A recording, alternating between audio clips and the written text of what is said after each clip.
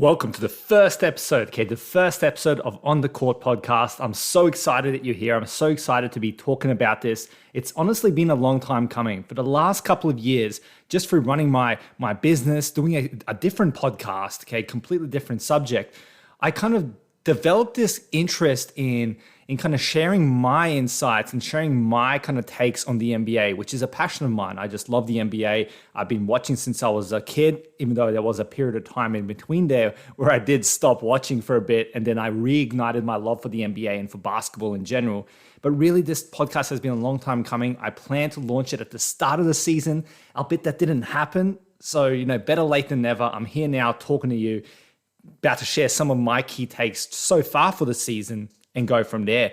But obviously, before I go into some of the takes I've already had on the NBA so far this season, I just want to share a bit about me, because if you're now joining me on this podcast journey, you want to know, who is this guy? Who is this guy that's talking to me? Why does he even have a NBA podcast? Does he even have credentials? Is he qualified? Well, there's yeses and nos to some of those questions, and I'm going to share some of that with you today. So who am I? Well, my name is Alexa. I'm a sports statistician by trade. That's what my business is, when I mentioned it before. And I'm just very much a big NBA fan. I just kind of watch as much as I can. I play basketball myself. It's a passion of mine, essentially. And no, I do not have any credentials. No, I'm not qualified. I'm not a journalist. Honestly, I'm even surprised sometimes when I think about, why am I releasing a podcast, doing my takes on the NBA? Who am I to be speaking about that? But that's the thing. I wanted this podcast to be something different. I wanted it to be the less serious side of sports commentary. Just coming from a casual fan, someone who just, watches the NBA for fun, enjoys just analyzing it, looking at all the different things, and just sharing it with you as well. I guess in some ways, it's going to be a way for me to express myself, because sometimes I'll watch a game, something will happen, I'll just do all this sort of stuff. But truth be told, I don't really have anyone in my life who I can really share and rant this to. So that's kind of what this podcast is going to be about as well, where I can really rant about things, share my hot takes, and just explore that world with an audience that wants to hear it. Hopefully, of course. So yeah, that's essentially a bit about me. Now, just so I can give you context and know, who I follow, who my favorite players are, who I grew up watching, all this sort of stuff. I'm just going to go on a bit of a rant now and just kind of share that stuff with you, and hopefully give you more of an idea of my backstory with my connection to the NBA. So I started, honestly, if I can pinpoint a time where my love for the NBA started, or basketball in general, I should say, was I was overseas in 2004. I was a kid then, 12 years old, and the Olympics were on, The Athens 2004 Olympics were on. And I was watching the American team play in the bronze medal match. And that's where I kind of developed a interest in basketball, and just there's something that just captured me. I honestly can't say what it was. I wasn't the biggest sports person before then. I played a bit of soccer only. That was kind of my only kind of deep dive into sports, so to speak, on an individual level. But I kind of got this interest in basketball at that time. And the player who captured my interest was Allen Iverson. So yeah, the person that kind of inspired me to get interested in the NBA, who I watched as a kid, who I wanted to be like when I played basketball, was Allen Iverson. So he was my role model as a young kid, as a young basketball player. And that's kind of where it kind of went on from there. So obviously I was going for the Sixers, being an Allen Iverson fan and all that sort of stuff. I had like NBA Live 2005. I don't know if any of you remember. It has Carmelo Anthony on the front. So that was like a game that I was playing then as well. So I was just like kind of looking at basketball, playing basketball, joined the club, and started going from there. And I got to a point where I was like, my number one basketball player in my high school. Don't think that that's like huge though. I'm in Australia, and it wasn't a big school, one of like the top schools and stuff like that. But at the end of the day, I was the best basketball player in my school, in my opinion. I won awards for it, so I'm just going by that as well. So it's safe to say that I had a big interest in basketball, and it was a big part of my life. But then there was a break there where, just as I was starting university and just life became a bit more hectic. And honestly, truth be told, looking back now, I don't know what it was that stopped me watching the NBA going forward. I don't know what it was, because I know that I missed a lot of great basketball, especially some of the years where the Miami Heat with LeBron James, Dwayne Wade, and Chris Bosh were playing. But it happened. It happened. And it wasn't until years later when I then developed the love for the NBA again. And that's when I, came across Russell Westbrook, who is now my favorite player, okay, so who I've been following for years now, since back in his OKC days, and I was huge in the OKC. I was like, cheering on games when I was watching it. I was just full on into it. So honestly, safe to say that I was disappointed when it all kind of disbanded, especially towards those final years when I had Paul George, who was another one of my more favorite players. They were all together, and it was just a great way and great fun cheering on that team. But then since then, obviously, like I said, I've honestly been following Russell Westbrook around. So it's been like a new team every year, which honestly has been a bit frustrating. It's been a bit funny, and I swear to anyone who's watching my Instagram stories over the years has been probably confused as hell, like just wondering what on earth is happening. Once he's posting about OKC, now he's posting about the Rockets, who he was previously posting about not liking, and then now he's posting about the random Washington Wizards, and then now the Lakers. But that is what it is, and I've now started following the Lakers, and I'll share a bit about my takes on that later and the struggles, but that's just kind of I wanted to give you perspective of what my journey has been. Other players that I really enjoy, Jimmy Butler is one of my other players that I really enjoy. Like I said, Paul George, Russell Westbrook, they're kind of like my big ones. I'm trying to think on the top of my head. There are a couple of other ones who I'm quite fond of and who I just really enjoy watching and who are just fun to watch. Just the way they play basketball is just, yeah. You know what I mean. As a casual NBA fan yourself, most likely, listening to me, you know what I mean. There's just certain players you gravitate towards and you like to watch, and you just kind of, you go for them. My big ones are those. And now, following the Lakers, you've got Carmelo Anthony, who's just fun cheering him on as well. And you got Dwight Howard with his antics. And, for the first time in my life, I'm cheering on a team that has LeBron James. So, I mean, it's nothing to complain about. Like, it's probably in a much better position than maybe I was in some of the other previous years. But yeah, that's just kind of my story. Russell Westbrook's my favorite player. The team I currently go for, the Lakers. I grew up watching the Sixers and Allen Iverson. That was my big inspiration back then. And I play a bit of basketball myself as well. Before, I used to play more club, had a couple of injuries in recent times. Obviously, coronavirus came about and caused disruption, so I'm waiting to get back into the swing of things there. But, I still keep up my shots, still keep up the training, still keep up making sure that I can, that I can keep in shape, so to speak. So when I get back on the court, it's all good to go. But that's a bit about me. Honestly, I'm not going to keep rambling on. I feel like maybe I've even talked too much about it, especially for like a first episode. You're like, just give us your takes. What are you noticing in the NBA currently? Like, what are your biggest takes?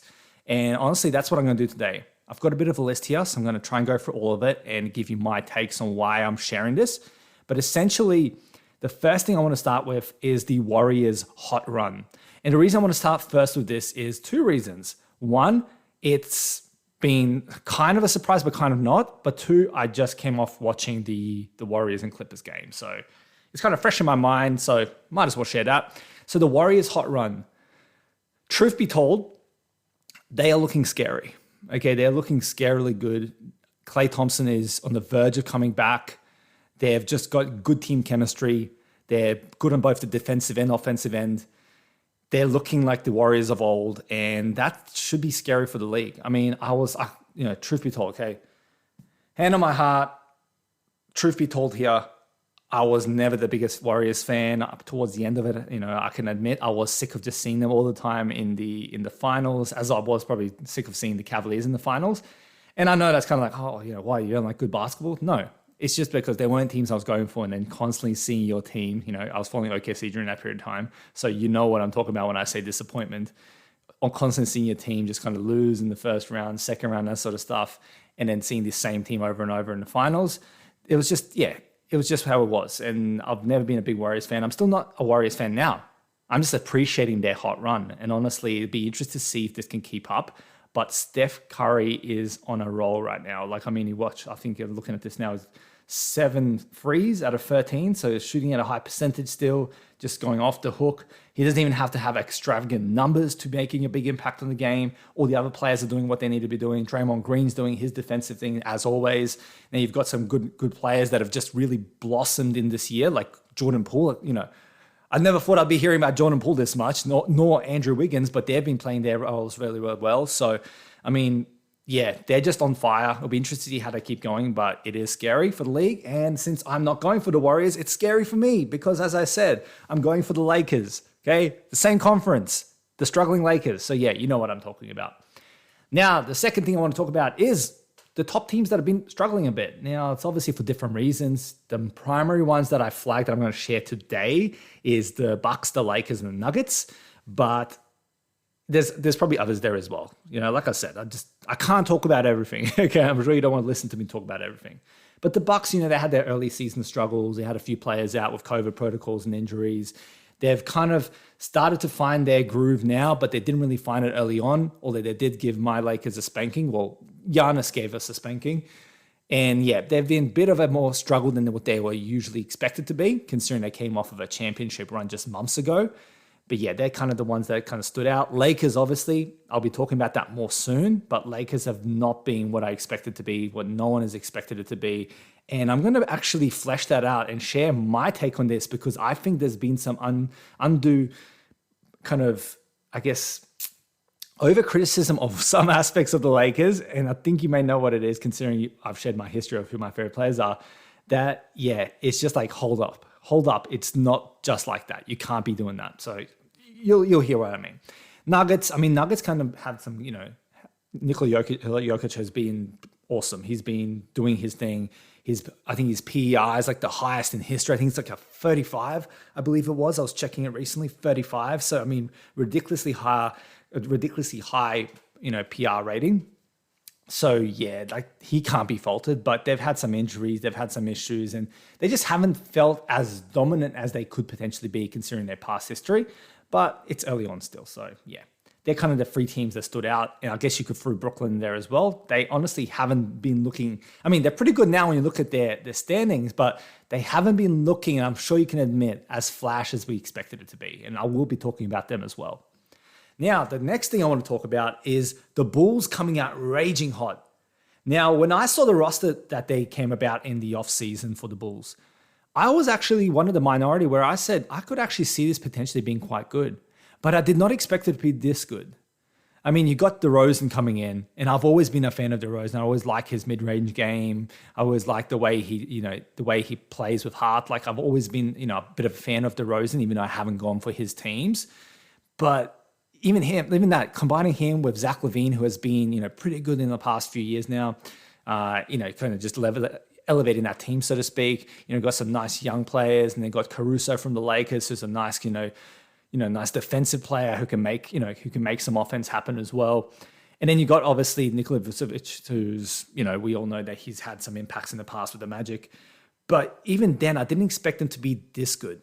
But they have been on fire. A bit less just recently in the last couple of games or so. They've been a bit, the fire has been diminished a bit.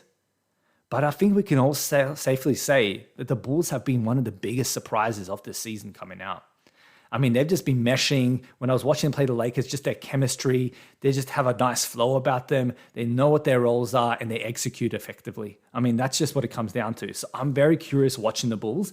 They've kind of made me quite interested in watching them, even though I haven't been a fan for the Bulls for quite some time. And to be honest, even though I have a great appreciation for the 90s Bulls and, I'm a big fan of like Rodman and stuff like that, I never truly grew up watching the Bulls. So this is the first time where I'm really kind of, let's watch these. Let's watch these guys play. So yeah, I wanted to share that I'm really interested in how the Bulls going to go because they really have come out hotter than people have expected. And I'm happy for them for that. Okay. I think Chicago needs a bit of more, bit more inspiration in that city, considering that the Chicago Bulls just have not been anything close to what they have been in the 90s. And especially after the whole Derrick Rose issue, in the early 2010s where, I'm not even going to talk about it. It's such an unfortunate thing. But, he's now on the Knicks doing his thing there. But yeah, the Bulls, I think they need a reignited fire to really kind of push them forward. Now, on to my Lakers, okay? Well, my Lakers as much as they can be my Lakers for the first time going for them, for a while at least. It's safe to say that they have struggled.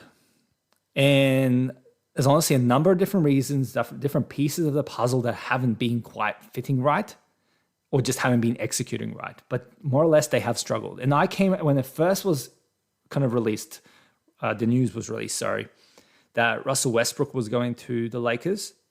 I even went up on my Instagram stories and I just said, they're going to be called the 360 Lakers. Okay, they're going to be 360 Lakers. And I kind of gave him that name, thinking that it sounded cool. And I'm like, okay, yeah, cool. 360 Lakers, because, 3 for AD, 6 for LeBron, 0 for Russell Westbrook, in case you're wondering what the 360 comes from.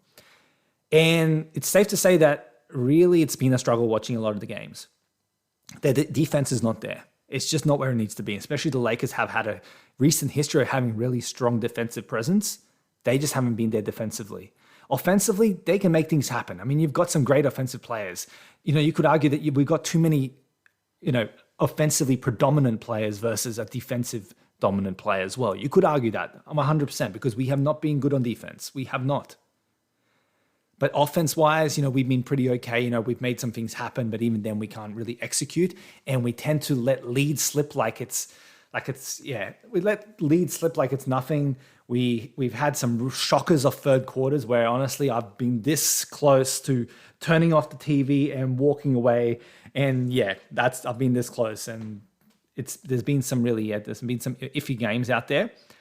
But my issue with the whole thing is that yes, there's a whole bunch of different players.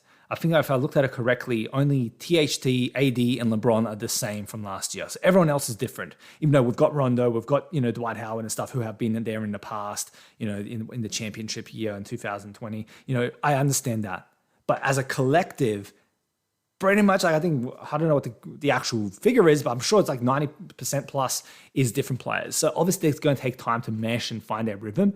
But even then, some of the issues I've seen with the Lakers is not saying that should keep happening. I mean, it's just the effort. Sometimes the effort is just not there. And this is where I kind of differ to what the general consensus is that there's been this using Russell Westbrook as a scapegoat. And I'm not going to stand for it.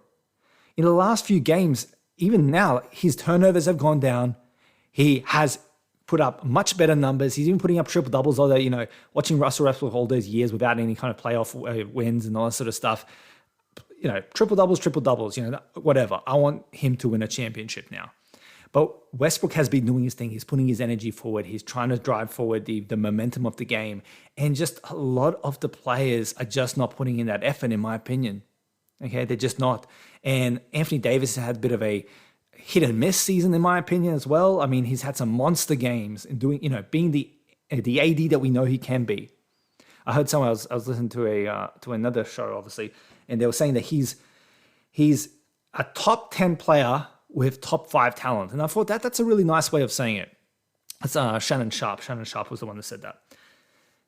That was a great way to put it, because he has so much potential, but he has not been executing it, to be honest. Like, I'm actually going to place more blame on other players rather than one sole player. It has been a collective lack of effort with the Lakers, in my opinion. It is not just Westbrook. And especially in the last few games, it has definitely not been Westbrook. Okay, that overtime loss to the free time overtime loss to the Kings, which honestly took away my spirit for that day. That was like, you could see how there were certain players who were just trying to push it, trying to get that level up, and it just in the end we just couldn't execute. A few poor decisions, I'm going to give credit to the Kings, some great shots from Buddy Hield and De'Aaron Fox. Like, they had some really tough shots that they were making and just making it with confidence. So, kudos to them. But it was rough because you could see like certain players just putting in an all, and then in the end, some players weren't just clicking. And the defensive end, I'm not that well versed in basketball tactics and coaches and stuff like that. Like I said from the start, I'm not a professional in this. This is a casual fan giving my takes on it. But there has to be some kind of onus, surely, on the way that Frank Vogel is playing this team. Now, I could be wrong there, so you can, reach out to me and let me know that I'm wrong and clarify it for me. But I'm sure that there's something that we can do more about that. But yeah, it's just been a struggle of a season. And I wanted to also just say that stop using Russell Westbrook as a scapegoat, because it's not just him. There's been games where we've lost where his turnovers have been down and his numbers have been up. There's been games where his turnovers have been high, but so have others. There've been games when like LeBron will have like 7 turnovers in the last game, but no one said, oh, it's because of the 7 turnovers. We tend to, and I've seen this time and time again over the years following Russell Westbrook, we tend to use him as a scapegoat and hate on him when there really is no reason to. The reason he has not won a championship is not because he can't play with other players and he's just a solo act that, just stat pads. That's just not it. When you actually look at the history, it is very hard to win a championship. Some great players out there, players better than Westbrook even, have not won championships. So let's just cut this crap about, oh, because they haven't won this, it means they're not this. And because they got these stats, it's because of this. Because they're a new player, it's because of that. Yeah, like Westbrook isn't the greatest fit with the Lakers when you look at it. There would have been other better fits. Yes, 100%. Although I probably wouldn't be talking about the Lakers as much as I was if it wasn't my team currently. So it'll be a different thing anyway. So that's a funny kind of fact. But yeah, if I get that, like he's, when you look at him and LeBron and AD together, it's not the most greatest fit. He's not the greatest shooter. I think we can safely say that. He hasn't had the best shooting year when it comes to percentages either, but he's making it happen in more recent games, and I'm liking what I'm seeing. And just after I record this podcast in a couple of hours, I'm going to be watching their next Detroit game, which is going to be interesting considering their history in recent games. So yeah, I get all those things. Like he's not a great shooter. He doesn't space the floor as much as maybe someone else who's a 3-point shooter and this sort of stuff. But this hate on Russell Westbrook and saying that it's his fault that the Lakers like this and that we have to trade Westbrook, it's just not as simple as that. Okay, and there's been other players, other big players in the Lakers who I like, and I'm not hating on them. Rest assured, I'm not hating on them. But if we're going to put the same critical eye on Westbrook, we have to do the same for others. That's all I'm saying. We have to do the same for everyone. We can't just be like, this is the person that's doing it and it is. Because ultimately, if we can get our defense right, we should be in a lot better position. That's the biggest issue here, our defense. But that's all. That's all I'm going to be talking about today for the Lakers is they've struggled. I wanted to squash the hate on the Westbrook thing, and now on to the next thing. Okay? Now let's talk about the Heat. Okay? The Heat is on because Miami looks revitalized after the disappointment of last year. I'm sure that any Miami Heat fan, and full disclosure, Miami Heat is one of my top teams on the East Coast who I go for. So I was actually funny enough going for the Miami Heat a couple of years ago against the Lakers in the finals. So look how that turned out. Now I'm going for the Lakers. But yeah, Miami's looking really revitalized with the addition of Kyle Lowry. He's doing great things for the team. Just it seems like because the Miami culture is this thing that's well known, the culture behind the team, and he just has been meshing well with that. They've got PJ Tucker now doing some of the extra work needs to be done. Some of the what's the word for it? The dirty work. Doing some of the dirty work, as people say.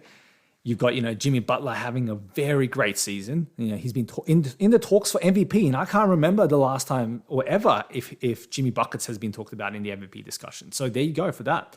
You've got Tyler Hero, who's finally living up to his potential, what he was showing in the bubble. Because last year, he was in comparison and all the talk he made, that he was like the guy. It was a bit of a joke last year. But this year, he has revitalized himself, and he's now a candidate for Sixth Man of the Year or Most Improved Player.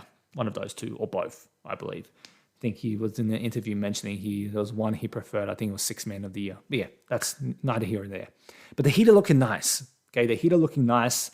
I'm going to continue watching them, seeing how that goes. The only instance that I didn't like about the Heat was the whole ugly incident with the Nuggets that happened. And yeah, I'm not even going to talk about today. Like, that's past news. What's the point of talking about like a fight that happened 2 weeks ago now? But yeah, that's the only thing that kind of was a bit of an issue. But other than that, Miami Heat had been looking nice. They've been doing what they needed to be doing.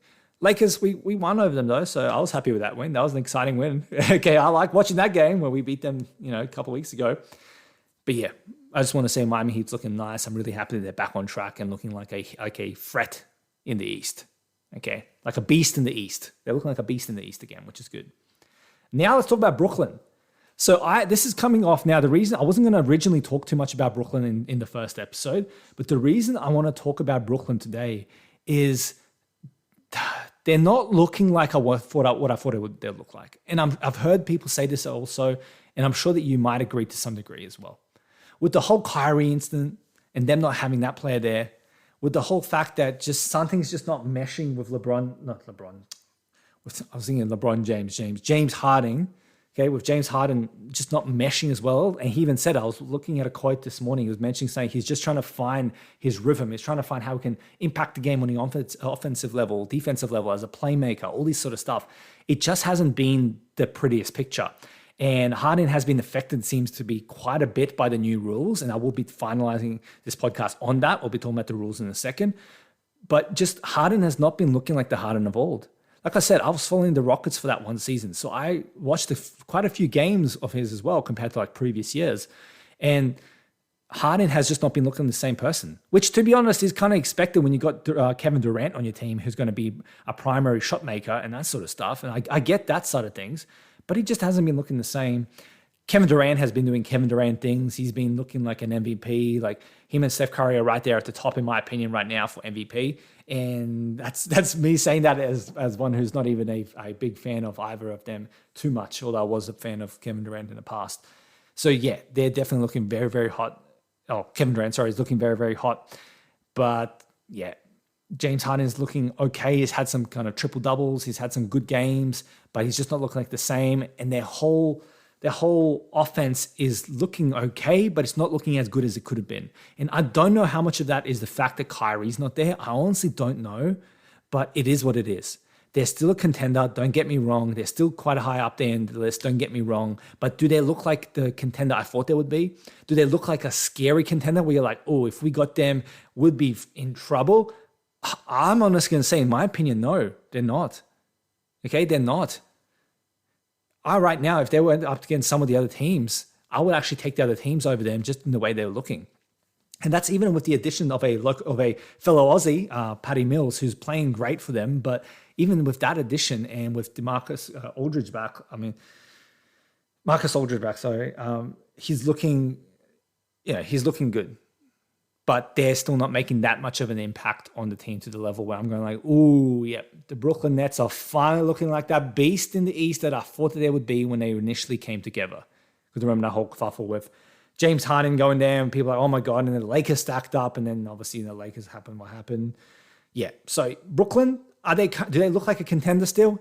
I would say yes. I mean, it's still very early in the season, but they're not looking as scary as they could have been. That's my opinion. Sue me. It's just is what it is.